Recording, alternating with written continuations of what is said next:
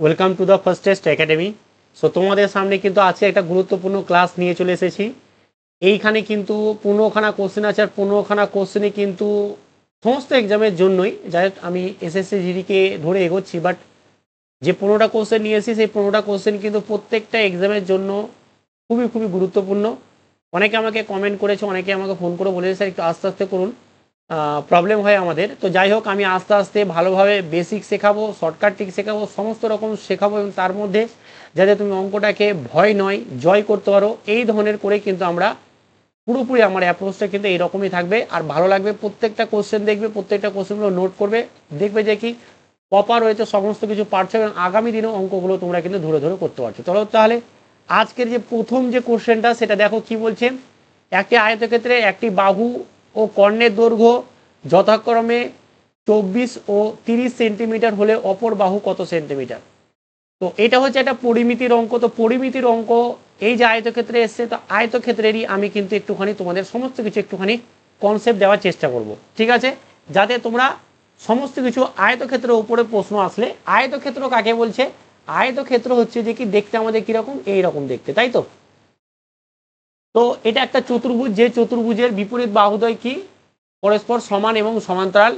তার সাথে সাথে কি হবে, যে কোণগুলো প্রত্যেকটা কি হবে 90 ডিগ্রি। দেখো প্রত্যেকটা কোণ 90 ডিগ্রি। তাহলে এইরকম একটা যদি আমি চতুর্ভুজ পাই, তখন তাকে আমি কি বলবো? আয়তক্ষেত্র। ঠিক, আয়তক্ষেত্র। তাহলে এই আয়তক্ষেত্রে দেখো, এটা একটা আয়তক্ষেত্র। এই আয়তক্ষেত্র কি বলে দিয়েছে? বলে দিয়েছে যে কর্ণ। কর্ণ কোনটা? কর্ণ কটা আছে? দুটো আছে। এই বরাবর একটা যাচ্ছে, আর এই বরাবর যাচ্ছে একটা, দুটো কর্ণ। তো আমাদের একটা কর্ণ বলে দিয়েছে 24, তাহলে ধরো এটা 24 বলে দিয়েছে। আর যে কোনো একটা বাহু ধরো বলে দিয়েছে আমাদের 30। আচ্ছা, কর্ণ, আচ্ছা কর্ণ বলে দিয়েছে আমাদের কত? কর্ণ হচ্ছে আমাদের 30 বলে দিয়েছে, আর 24 বলে দিয়েছে একটা যে কোনো বাহু। তাহলে ধরো আমাদের এই হচ্ছে কর্ণ, কর্ণ বলে দিয়েছে 30, আর এটা বলে দিয়েছে ধরো 24।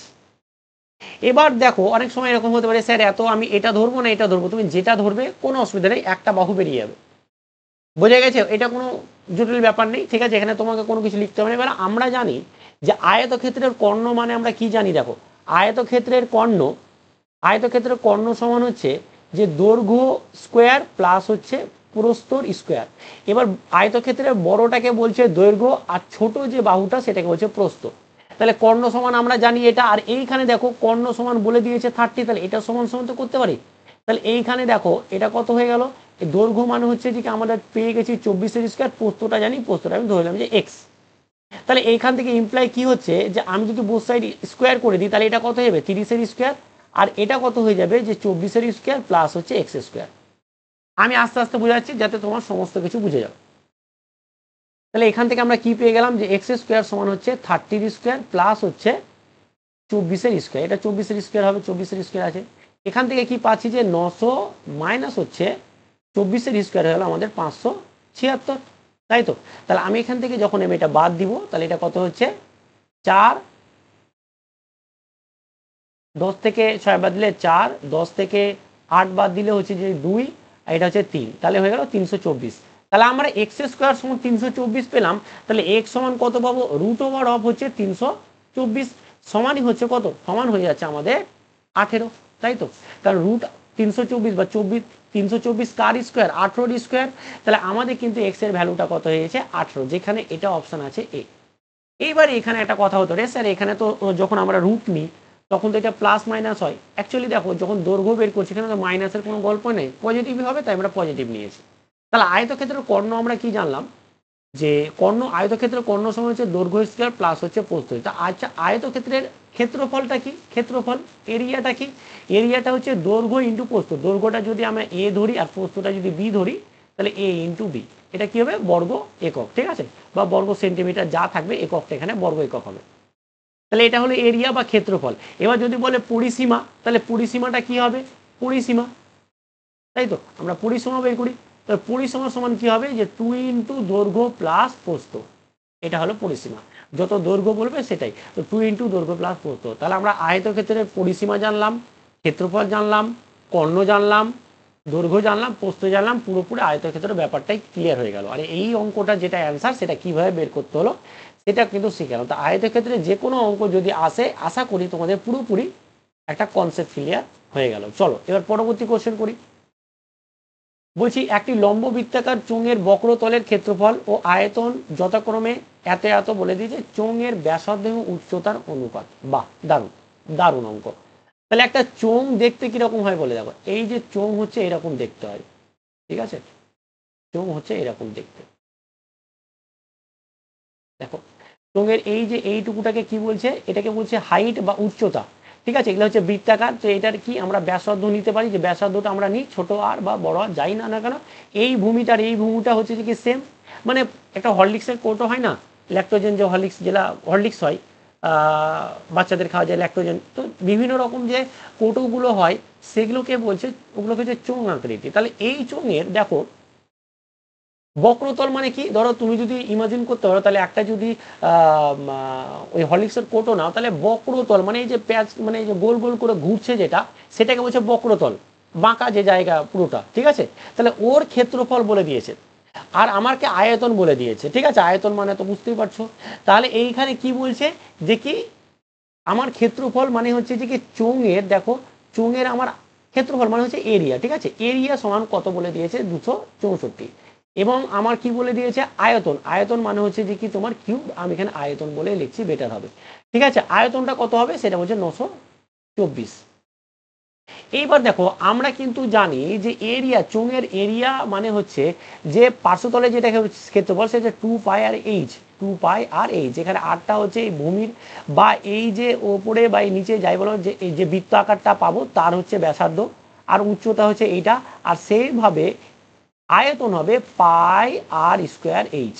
বাস, এইখানে দুটো ফর্মুলা আমরা জানি, এইখান থেকে আমাকে আর এবং এইচ বের করতে হবে। দেখো দুটোকে যদি আমি বাই আকারে নিয়ে নিই, দেখো পাই আর এইচ বাই হচ্ছে 2 পাই আর, সমান সমান আমরা কি বলতে পারি, দেখো আমরা আয়তন নিয়েছি এটা, আর 264 আমরা পেয়েছি ক্ষেত্রফল। তাহলে দেখো এটা পাই পাই কেটে গেল, পাই পাই কেটে গেল, আর একটা কাটলো এখানে, এখানে একটা কাটলো, আর এইচ এইচ কেটে গেল, তাহলে থাকলো কত, এখানে 2, 2 দিয়ে এটাকে যখন কাটবো 13 দুনা 24, এটা 32 হয়ে গেল।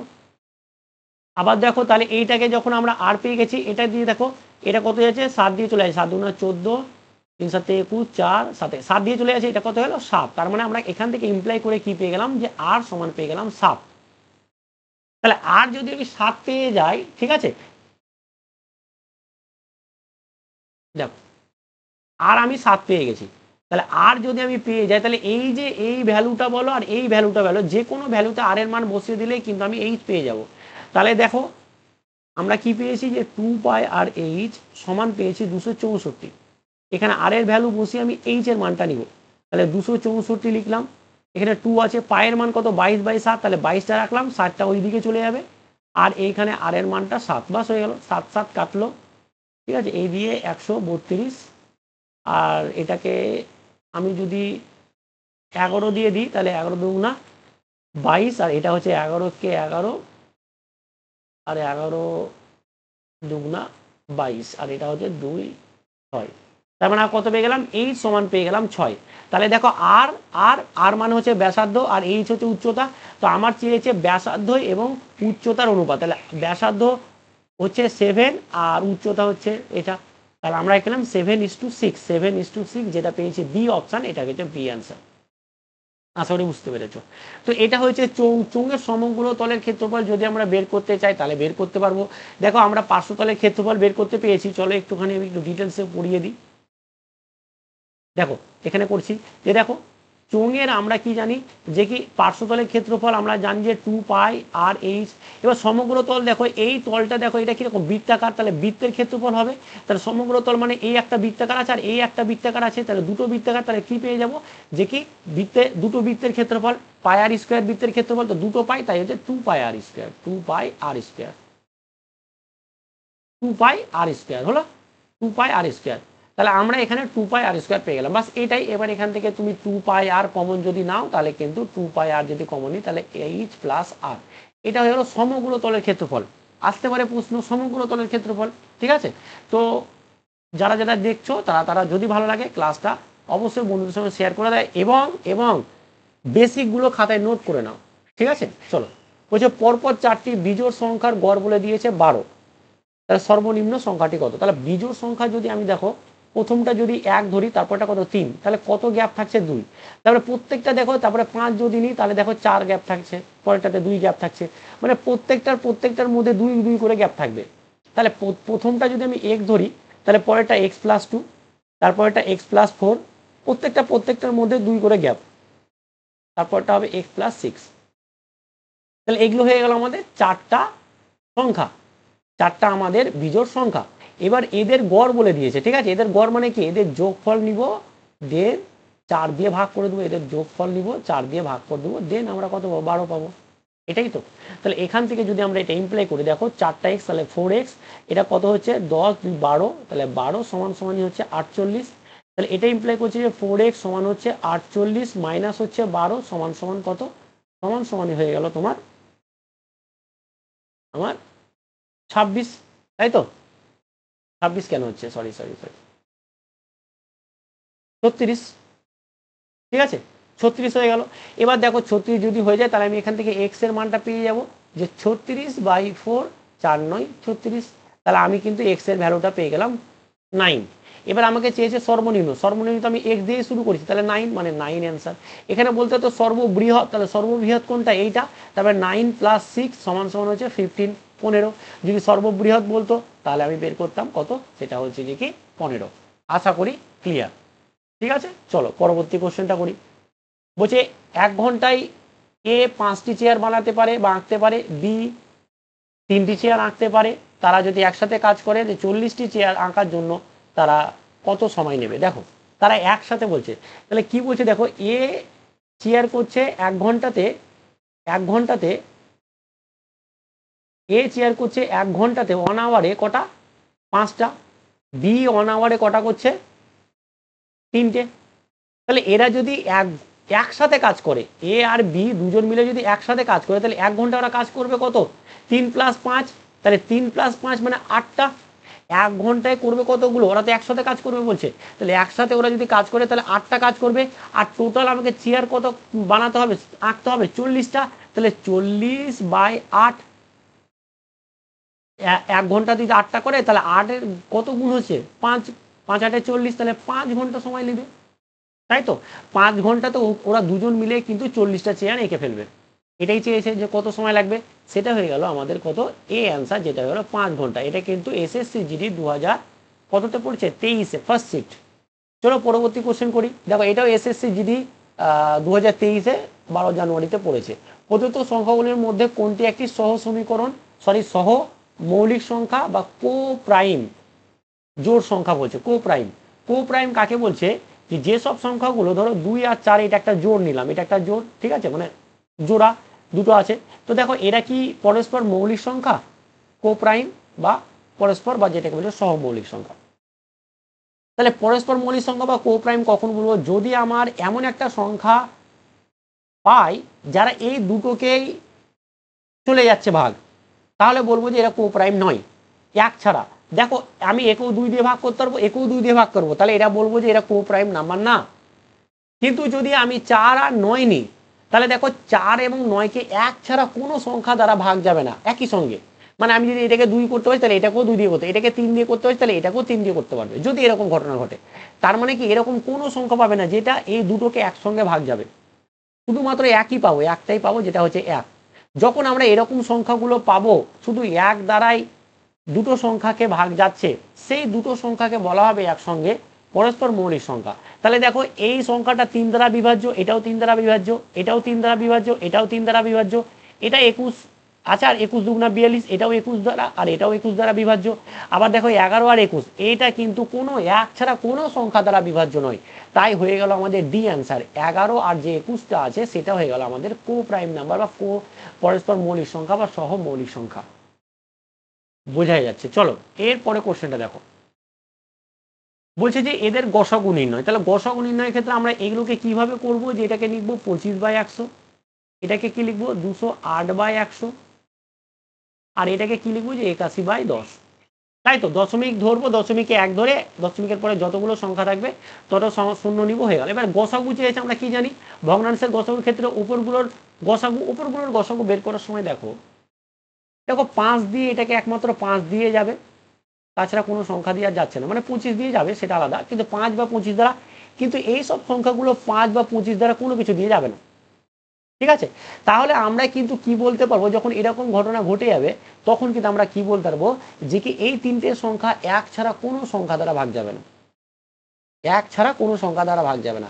তার মানে এই যে 25, 208 এবং 81 এর গসাগু 1। এবার দেখো এদের গসাগু বের করতে চাইছি, ঠিক আছে, এদের গসাগু বের করতে চাইছি, তাহলে এদের গসাগু দেখো কিভাবে বের করব।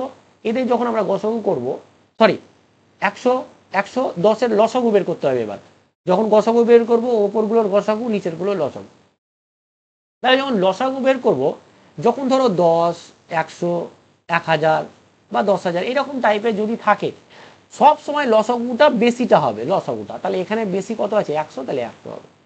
তাহলে আমার কত দাঁড়াচ্ছে, এটা হয়ে যাবে 0.01, মানে একের পরে কটা শূন্য আছে, দুটো শূন্য, তাই দশমিকের পরে 2 ঘর আমরা নিব। তো 2 ঘর যদি নিবি তোমরা বলতে পারো সে 1 শূন্য এরকমও নিতে পারি, কিন্তু এখানে শুধু 1 আছে, 10 থাকলে নিতাম, কিন্তু শুধু 1 আছে, তাহলে আমাকে আগে একটা শূন্য নিতে হবে। বোঝা গেছে, তাহলে এটা হয়ে গেল আমাদের এটা অ্যান্সার, এটা হবে না, এটা অ্যান্সার হবে, যেটা হয়ে যাবে আমাদের এ অপশন, এটা এ অপশন অ্যান্সার হবে। চলো পরবর্তী কোশ্চেন দেখো।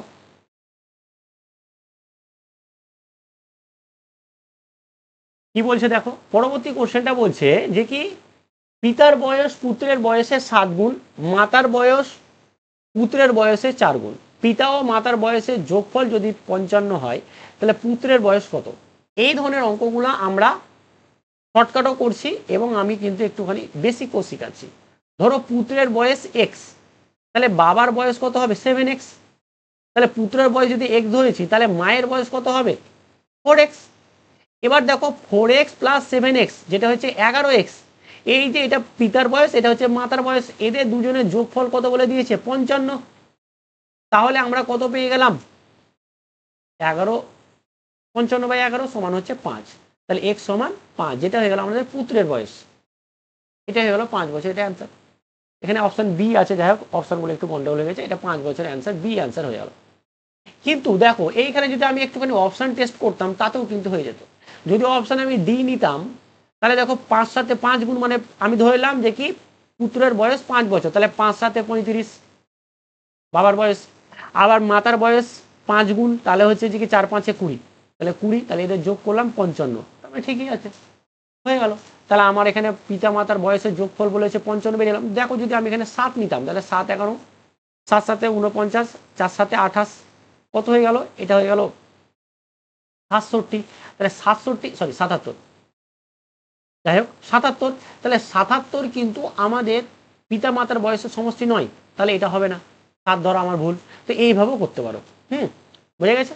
চলো দেখো, বলছে 7 বছর পূর্বে এ ও বি এর বয়সের অনুপাত বলে দিয়েছে 3:4, 9 বছর পরে তাদের বয়সের অনুপাত এত, তাহলে বি এর বর্তমান বয়স কত। দেখো আমার ধরো এদের বয়স আমি ধরে নিচ্ছি একটা 3x আর একটা ধরে নিচ্ছি 4x, একটা ধরে নিচ্ছি 4x, এই যে অনুপাত বলে দিয়েছে। তাহলে 7 বছর পূর্বে, তাহলে 7 বছর পরে তো বর্তমান বয়স আসবে, 7 বছর পরে এটা আমাদের বর্তমান বয়স, এর আবার 9 বছর পর, তাহলে এদের আবার প্লাস 9 বছর নিব, তাদের অনুপাত বলে দিয়েছে কত 7:8, মানে হচ্ছে 7/8। তাহলে দেখো এদেরকে যদি এদের যদি আমি অনুপাতটা নিই, সেই অনুপাতটা আমার সমান হবে 7/8-এর সঙ্গে, বাস হয়ে গেল অঙ্ক, হয়ে গেল, এটাই হচ্ছে অঙ্ক, আর বেশি কিছুই নয়। চলো এইবার দেখো এইখানে দেখো এটা যদি আমি করি, তাহলে 3x প্লাস হচ্ছে 16, 4x প্লাস হচ্ছে 16 সমান ধরো, এটা হয়ে গেল কত 8, ঠিক আছে। তাহলে এইখান থেকে দেখো এটা হয়ে গেল 24x প্লাস হয়ে গেল, দেখো এইখানে আমি একটুখানি ব্যাপারটা বোঝাবার চেষ্টা করছি। দেখো 8 দিয়ে গুণ হচ্ছে এটা, আবার সমান সমান হচ্ছে এটা 4x আছে, 4 7-এ 28x সমান সমান হচ্ছে 7x16। এখানে দেখো আমি এটা কেন করলাম, কারণ গুণ করব না বলে, কারণ গুণ করা আমি ঝামেলা, এখানে একটুখানি গুণ করার ঝামেলা হতে পারে, ওই কারণে আমি গুণটা এখানে আরো শর্টকাট একটু করার চেষ্টা করলাম। কিভাবে দেখো, এবার দেখো আমি যদি এদিক ওদিক নিয়ে আসা করি, তাহলে এখানে দেখো 28x মাইনাস হচ্ছে 24x, আর এদিকে দাঁড়াচ্ছে যে 16x8 মাইনাস হচ্ছে 16x7। দেখো এইখানে দেখো 8টা 16-র গুণ থেকে মাইনাস করবো 7টা 16-র গুণ, তাহলে আমার দাঁড়াবে কত একটা 16, ওই কারণে গুণটা করলাম না। দেখো গুণটা করা এত কোনো গেলে 6 48 আর এদিকে 8 12 128, কিন্তু ব্যাপারটা আমি বোঝাতে চাইছি যে কি আরও কীভাবে ভালোভাবে করা যেতে পারে, ঠিক আছে, শর্টকাটে। তাহলে এইখানে আমরা কী পেলাম, 28 - 4 মানে হচ্ছে 4x। তাহলে 4x সমান আমরা পেয়ে গেলাম এটা। তাহলে 4x সমান যদি এটা পেয়ে যায় তাহলে x সমান কত পাবো, 4, 4 4 16, তার মানে হচ্ছে x সমান 4, যেটা আমরা পেয়ে গেলাম x এর মান, যেটা আমরা পেয়ে গেলাম x এর ভ্যালু। তাহলে x এর ভ্যালু আমরা 4 পেয়ে গেলাম। এইবার বলেছে কি b এর বর্তমান বয়স। তাহলে b এর দেখো বর্তমান বয়স আমি বলেছিলাম x + 7, 7 বছর পূর্বে বয়সের অনুপাত এটা, 7 বছর পরে তো বর্তমান আসবে। তাহলে দেখো x এর মান যদি 4 বসাই তাহলে এটা কত হবে, 4 4 16 প্লাস হচ্ছে 7 সমানই হচ্ছে 23, যেটা হয়ে গেল অপশান ডি। এটা হলো আমাদের অপশান ডি অ্যান্সার। বুঝে গেছে? এভাবেই করবে, ঠিক আছে, বেশি শর্টকাটে যাবে না। হতে পারে সলিউশন করছি আমি তোমাদেরকে বোঝাচ্ছি ব্যাপারগুলো বলে একটু কঠিন লাগতে পারে, দেরি লাগতে পারে, বাট এগুলো খুবই সহজ। এটা ধরো 2 বুঝে এটা একটা সংখ্যা, এটা একটা সংখ্যা, তো দুটি সংখ্যার গসাগু বলে দিয়েছে। প্রথম প্রদত্ত গসাগু লসাগু কত, গসাগু বলে দিয়েছে, দুটো সংখ্যা বলে দিয়েছে। তাহলে লসাগু সমান আমরা জানি, লসাগু সমান আমরা কি জানি, যে দুটো সংখ্যার গুণফল, দুটো সংখ্যার গুণফল ডিভাইডেড বাই গসাগু। 24 কে 24, 24 আর 10 হয়ে গেল 240, তাহলে এটা সমান কত হলো, 4560। এটা হলো অ্যান্সার, যেটা হয়ে গেল আমাদের বি অ্যান্সার। দেখো কিছু কিছু অঙ্ক আসবে দেখা মাত্র হয়ে যাবে, আবার কিছু কিছু অঙ্ক থাকবে একটু ট্রিকি, ঠিক আছে, তখন আমরা করব। বলছে রবি 6 ঘন্টায় একটি দেওয়াল সাজাতে পারে আর অঙ্কিতা 10 ঘন্টায় একই দেওয়াল সাজাতে পারে, একসাথে কাজ করলে কত ঘন্টায় দেওয়াল কাজটা কমপ্লিট করবে। এইগুলো কোনো কিছু নেই, সময়ও কার্য আমরা খুব ভালোভাবে করিয়ে দিয়েছি। দেখো যারা এসএসসি জিডি বলো বা যে কোনো এক্সামের জন্যই বলো, ইউটিউবে এমন আমি ক্লাস কারো দেখিনি যে কি একটা চ্যাপ্টারের পর একটা চ্যাপ্টার করিয়ে দিয়েছে। আমার এই চ্যানেলে আমার এই ভিডিও ডেসক্রিপশনও যাবে, দেখবে যে SSC GD math complete syllabus, রিজনিংও আছে, ম্যাথও আছে, পুরো কমপ্লিট, একটার পর একটা চ্যাপ্টার আমি খুব ভালো করে মানে খুবই ভালো করে পড়ানো হয়েছে। তোমরা যাও প্লে লিস্টটা কমপ্লিট করো, তাহলে দেখবে যে ম্যাথে তুমি 20টাতে 20টাই কোশ্চেন পাচ্ছ, রিজনিংয়ে 19টা 20টা এরকম পাবে।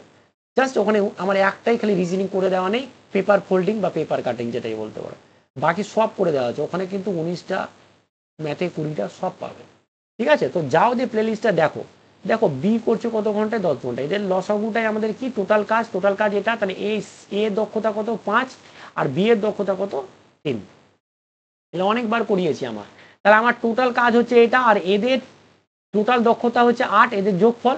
তাহলে আমার টোটাল কাজকে আমি দক্ষতা দিয়ে ভাগ করে দিলে কত সময় লাগবে বলে দিতে পারবো। তাহলে এটা 4 হচ্ছে, এটা হচ্ছে 15, তার মানে আমার কত দাঁড়াচ্ছে, 15কে আমার 4 দিয়ে ভাগ, তাহলে দেখো 3 4 12, আর এদিকে নামছে কত 3, তাহলে 3 দশমিক সামথিং আসবে, 3 দশমিক সামথিং একটাই আছে, এটাই হবে, এর বাইরে কিছুই হবে না। 3 তো হবে না, কারণ 3 দশমিক আবার 3 আছে, আবার দশমিক নিয়ে কিছু নিতে হবে, তো 3 দশমিক সামথিং মানে হচ্ছে সি অ্যান্সার। পুরোপুরি ক্লিয়ার, বোঝা গেছে। দেখো এসএসসি জিডি 2023-এ এই কোশ্চেনটা পড়েছে, 10-এরটা করে বলছে দিব্যা 3,50,000 টাকায় একটি গাড়ি কিনেছিলেন এবং 4,35,000 টাকায় বিক্রি করেছেন, তার শতকরা লাভ। দেখো এত সহজ অঙ্ক এসএসসি জিডিতে পড়েছে, আর এরকমই থাকবে। তাহলে শতকরা যে লাভ, প্রফিট পার্সেন্ট সমান কত হবে, সমান হয়ে যাবে আমাদের, এটা হয়ে যাবে, নিচে আমরা কি বসাবো, নিচে আমরা বসাবো আমাদের ক্রয় মূল্য যেটা বলে দিয়েছে এটা, আর ওপরে কত বসাবো, ওপরে বসাবো মোট লাভ। মোট লাভ মানে কত, এটা 4,45,000 মাইনাস হচ্ছে যে কি 3 লাখ, মানে 4 লাখ, আমি আস্তে আস্তেই করি, 4,35,000, 4,35,000 মাইনাস হচ্ছে 3,50,000, ঠিক আছে। এবার শতকরা করার জন্য ইন্টু 100, দেন এটা হয়ে গেল, বুঝা গেছে, এটা লাভের শতকরা হয়ে গেল। তাহলে দেখো এখানে কত দাঁড়াচ্ছে, এখানে একটা শূন্য দুটো শূন্য, এটা নয় কেটেই দিলাম, আর এদিকে কত দাঁড়াচ্ছে, এটা হয়ে গেল আমাদের 8 5 50 থেকে 15, আর এদিকে হয়ে গেল 8, মানে হয়ে গেল এটা 80,000, 80,000 লাভ করেছে।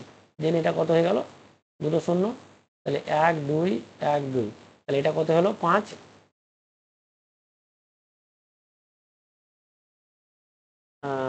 আচ্ছা এটা সরি এটা 80 হবে না, এটা 85 হচ্ছে, তাই তো, সরি এটা হবে 85, তাই তো, এদিকে 50,000, এদিকে 35,000, তাহলে 85,000, এবার এটা দেখো 5 দিয়ে 5 7 35, 5 17 হচ্ছে 85, তাহলে হচ্ছে 170, 170 বাই হচ্ছে আমার 7, এটা হয়ে গেল আমার অ্যান্সার। এবার এইখানে বলে দিয়েছে যে 1 দশমিক স্থান পর্যন্ত, ভালো কথা, তাহলে এটা দশমিক আমাকে ভাঙতে হবে। ঠিক আছে, দশমিকে যদি আমি ভাঙি তাহলে দেখো, তাহলে আমাকে এটাকে ভাঙতে হবে। তাহলে এটাকে দেখো, 7 দুগুণা 14, 2 আসছে, সরি 7 দুগুণা 14, 3 নামছে, আবার 3, 4 7 28, 4 7 28, 4 7 আর দেখে লিখবো না, আমার 24 দশমিক সামথিং আছে, একটাই অপশন আছে 24 দশমিক সামথিং, যেটা হয়ে গেল আমার বি অ্যান্সার। বুঝতে পারছো তো? এগুলো আমরা পুরোটাই যে করবো, আবার কমা, আবার 2 নামাবো, দিয়ে আবার দশমিক নিব, আবার করব, এরকম ভাবে করতেই যাব না। ঠিক আছে, এরকম ভাবে করতেই যাব না। ঠিক আছে, এটা কত হয়ে গেল, আমাদের অ্যান্সার হয়ে যাবে বি। 24 আসছে মানে 24, সব কিছু ঠিক আছে, কোনো রকম ভুল কিছু হয়নি, অতএব 24 অ্যান্সার। দেখো, এটাও পড়েছে এসএসসি জিডিতে। চলো পরবর্তী কোশ্চেন করি। বলছে মোহন একটি টেবিল বিক্রি করে এত টাকা এবং তার লাভ হয় 8%, তাহলে টেবিলের ক্রয় মূল্য, বাহ, দেখো ক্রয় মূল্য সমান সমানই হচ্ছে যে কি 100 প্লাস হচ্ছে লাভের হার, প্লাস ওপরে 100 ইন্টু হচ্ছে সিপি, ইন্টু হচ্ছে এসপি, যেটা হচ্ছে বিক্রয় মূল্য। তাহলে বিক্রয় মূল্য কত আমার হচ্ছে এইটা, বাস, এটা হয়ে গেল আমাদের সিপি। তাহলে এটা কত হয়ে গেল আমাদের, এটা হয়ে গেল 100 বাই 118, এটা হয়ে গেল আমার কত, 32। এটা যদি 2 দিয়ে কাটি তাহলে কত হচ্ছে 59, এটা কত 2 দিয়ে 14 দুগুণা 28, 16 দুগুণা 32, এটা তো মৌলিক সংখ্যা, এটা তোমার যাচ্ছে 24 দিয়ে, তাহলে এটা কত হবে 24, বুঝা গেছে, এটা 24 দিয়ে চলে যাচ্ছে পুরোটা। তাহলে আমার কত হয়ে গেল, আমার হয়ে গেল 2400 টাকা, যেটা হয়ে গেল সিপি, ক্রয় মূল্য, ক্রয় মূল্য চেয়েছে সিপি, যেটা হচ্ছে ডি অ্যান্সার, আমাদের ডি অ্যান্সার হয়ে গেল 2400 টাকা, বোঝা গেছে। চলো পরবর্তী কোশ্চেন করি। বলছে এত এর 5 বছরের সরল সুদ এত হলে বার্ষিক সুদের হার, দেখো এসএসসি 2019-এ পড়েছে, ঠিক আছে, 2019-এ এসএসসি এতটাই সহজ থাকবে। দেখো সুদের হার আর সমান আমরা কি জানি, I into 100 divided by PT, যেখানে আই মান হচ্ছে সুদ, সুদ কত 2475, আর ইন্টু 100 আছে, পি মানে হচ্ছে আসল, আসল কত 8250, আর টি মানে হচ্ছে সময়, সময় হচ্ছে 5, হয়ে গেল। কাটাকুটি করবো, একটা শূন্য একটা শূন্য কাটলো, এটা 5 দুগুণা 10 হয়ে গেল, এটাকে 5 দিয়ে যাচ্ছে, দেখো যদি 5 দিয়ে কাটি তাহলে এটা কত হয়ে গেল, 5 ষোলো 80, 5 5-এ 25, 165, এটা যদি 4 5-এ 20, দেখো 4 5-এ 20, 5 9 45, 5 9 2, 5 5-এ 25, 25 হয়ে গেল। আবার এটা যাচ্ছে, এটা যাচ্ছে তোমার 3 দিয়ে, 3 5-এ 15, আর 3 ষোলো, হ্যাঁ 3 5-এ 15, 3 ষোলো 48, 49, মানে 3 দিয়ে চলে যাচ্ছে, এটা ডাইরেক্ট হয়ে গেল। তাহলে এটা কত হলো 2 গুণিত 3 সমান হচ্ছে 6, তাহলে আমাদের আর কত হলো 6%, আর হয়ে গেল 6%, যেটা হলো সি অ্যান্সার, বোঝা গেছে। এতটাই সহজ, জাস্ট তোমরা পড়াশোনা করো না বলে হয়তো কঠিন লাগে, বাট খুব একটা কঠিন কোনো কিছুই নাই, সব কিছুই সহজ, যে প্র্যাকটিস করবে তাকে সহজ লাগবে, যে প্র্যাকটিস করবে না তাকে কিন্তু কঠিন লাগবে, এটা হচ্ছে, আর বাইরে এর বাইরে কিছুই নাই। বলছে এ বি এর তুলনায় 20% কম কাজ করে, বাস, বাহ, এ হচ্ছে একটা বি একটা, আমি যদি ধরি যে কি এ বি এর তুলনায়, তাহলে বি ধরলাম আমি 100 কাজ করছে, তাহলে এ কত কাজ করছে 80 কাজ করছে, 20% কম মানে 100 তে 20% মানে 80। যদি এ কোনো কাজ 7.5 ঘন্টা সময় শেষ করে, তাহলে বি ওই কাজ কতক্ষণে করবে, তাহলে দেখো ও যদি এত করে কাজ করে 7.5 ঘন্টায় কাজ করবে কত, তাহলে 80 গণিত হচ্ছে 7.5, এটাই, ঠিক আছে। তাহলে এইটাই, এই কাজটাই আমার টোটাল কাজ, এটা যদি আমি গুণ করি তাহলে এটা কত হচ্ছে, এটাকে 0 10 নিলাম, 10 8 10 80, সরি এটা কত হচ্ছে 8 10-এ 80, 80, এটা হলো 75, 4 25 150, মানে এটা হলো 600, 600 হয়ে গেল। তাহলে এই 600 পরিমাণ কাজটাই আমি কোন কত কতভাবে করতে পারবো, মানে কত রকম আমার দক্ষতা, এর তুলনায় আমার এটা কতটা 100 করতে পারি, তাহলে আমার 600টা আমার কাজ, 600 টোটাল কাজ, এই কাজটা আমি এই দক্ষতা নিয়ে কাজ করব বলতে পারো, তাহলে সেইটাকে আমি ভাগ করে দিলে আমি সময়টা পেয়ে যাব, সেটা এটা হয়ে গেল, এটা দিয়ে এটা কাটছে, তাহলে এটা কত 6, তাহলে আমার কত হয়ে গেল 6 ঘন্টায়, কিন্তু যে কাজটা 7.5 ঘন্টায় কাজ করতে পারছে এ, সেই কাজটাই বি করবে 6 ঘন্টাতে, দিস ইজ অ্যান্সার বি, যেটা হয়ে গেল আমাদের অ্যান্সার। বোঝা গেছে? চলো এটা দেখো, এটা বলেছে যে 2/5 আর একটা হচ্ছে 6/15 আর একটা হচ্ছে 12/25। এইটার কি বলে দিয়েছে যে কি লসাগু। তাহলে এটার লসাগু তোমাদের কি দিলাম, হোমওয়ার্ক দিলাম। এটা তোমরা কি করবে, কমেন্ট করে এটার অ্যান্সার জানাবে, ঠিক আছে? কমেন্ট করবে, দেন অ্যান্সারটা অবশ্যই অবশ্যই তোমরা কিন্তু জানাবে যে এটার অ্যান্সারটা কত। চলো পরবর্তী কোশ্চেন করি। আর আজকে লাস্ট কোশ্চেন কি বলছে, এ একটি কাজ 50 দিনে করতে পারে, বি একই কাজ 30 দিনে করতে পারে। তাহলে এ একটা কাজ করতে পারছে 50 দিনে, ভালো কথা। বি সেই কাজটা করছে কত, 30 দিনে। একসাথে এ ও বি যদি একসাথে কাজটা করে তাহলে কত দিনে কাজটা কমপ্লিট করবে বা শেষ করবে। বাহ, টোটাল কাজটা কত, এদের লসাগু টোটাল কাজটা হচ্ছে 150। এর দক্ষতা কত 3, এর দক্ষতা কত 5।